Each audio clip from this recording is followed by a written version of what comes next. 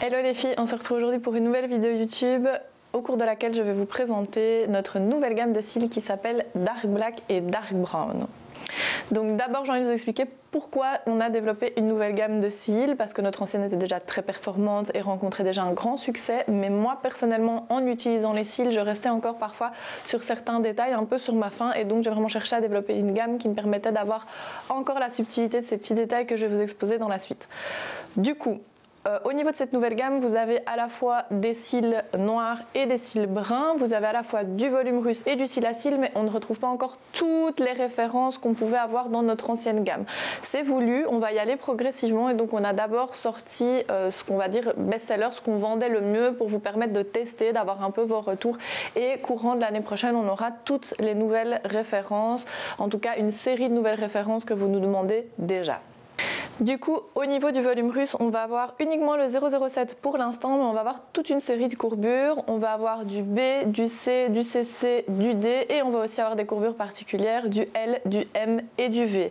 Dans les courbures particulières, uniquement des boîtes mixtes dans un premier temps, et dans les courbures plus classiques, vous allez avoir à la fois des boîtes mixtes et des boîtes de taille individuelle. Vous allez aussi retrouver quelque chose qu'on n'avait pas dans notre ancienne gamme, ce sont des mini-mix, et donc par exemple pour les petites tailles et les très grandes tailles comme le 4, le 5 et le 14 et le 15, vous allez avoir des petites boîtes de 8 lignes dans lesquelles vous retrouverez 4 lignes de chaque longueur, étant donné que ce sont des longueurs qu'on utilise beaucoup moins. Par rapport aux caractéristiques techniques à proprement parler de la boîte de cils, eh bien non seulement on a essayé de travailler l'esthétique générale, donc comme vous pouvez le voir ça ressemble très fort à notre gamme de pré-made. Vous allez avoir sur le flanc notre logo, ce qui vous permet de, si vous les rangez dans votre cabine, de pouvoir les mettre un petit peu comme des petits livres, et ça va être joli, ça va bien se fondre dans vos décos.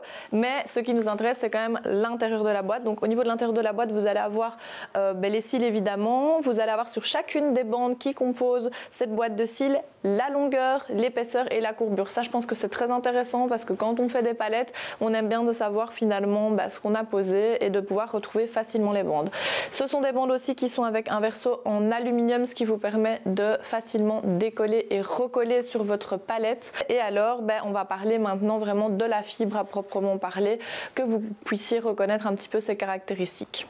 Donc au niveau de la fibre, vous allez avoir un rendu ultra noir. Ça fait vraiment partie des choses que je recherchais, c'est d'avoir encore plus de noirceur que dans notre autre gamme, pour permettre du coup de pouvoir obtenir des volumes assez noirs, même en étant dans des petits bouquets de 2D, 3D, 4D, avec vraiment une épaisseur sur le cil qui va suivre la fibre jusqu'à la pointe. Donc ce sera vraiment une extension qui va s'affiner uniquement dans le bout, ce qui va permettre d'avoir des rendus bien rectilignes et bien homogènes comme on aime les avoir. En termes de brillance, alors pour avoir de la noirceur, il faut toujours vous dire qu'il faut un petit peu de brillance, mais on a voulu ne pas exagérer ce détail là pour ne pas non plus que ça paraisse un rendu un peu plastique. C'était pas du tout le but, donc vous allez avoir une extension qui est plutôt satinée, donc pas mat, pas brillante, un entre-deux.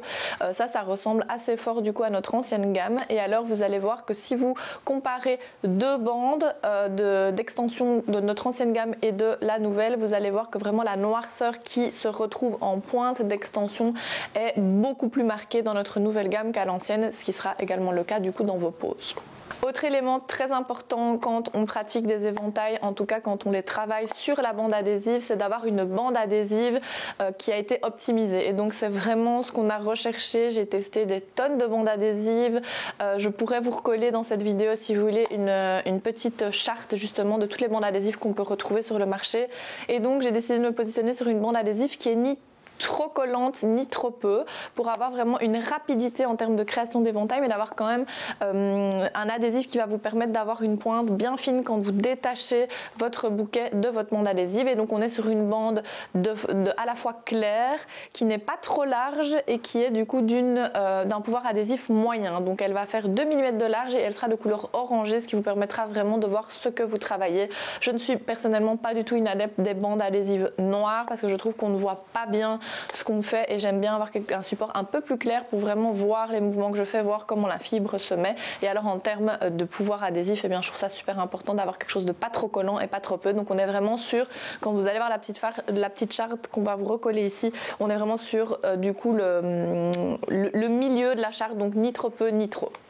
Du coup là ce que je vous propose c'est peut-être de découvrir la gamme du coup de manière très visuelle. On a tourné quand je faisais une pause avec cette nouvelle gamme pour que vous puissiez voir comment le bouquet rend une fois qu'il est posé sur la modèle. Et donc vous pourrez voir la facilité avec laquelle je crée mes bouquets. Vous pouvez voir aussi la facilité avec laquelle je viens poser le bouquet. Vous allez voir aussi du coup que la porosité de cette fibre est moyenne également, ce qui va permettre du coup à la colle de bien adhérer avec la porosité du cil naturel de votre cliente et de faire en sorte du coup que ça séchera relativement rapidement. Ajoutez à ça du coup l'utilisation d'une de nos nouvelles colles. Je trouve que le combo est parfait en termes de porosité de l'extension de cils et de la colle, de la vitesse de séchage. Maintenant c'est très personnel, à vous de tester. On a à la fois la colle transparente et la colle noire à séchage plus lent. Ici dans la vidéo moi j'ai utilisé la colle à séchage plus lent en mettant du coup du Easy Fan parce que ça accélère légèrement la prise de la colle et que ça me convenait bien à ce moment-là avec mes conditions de cet instant T.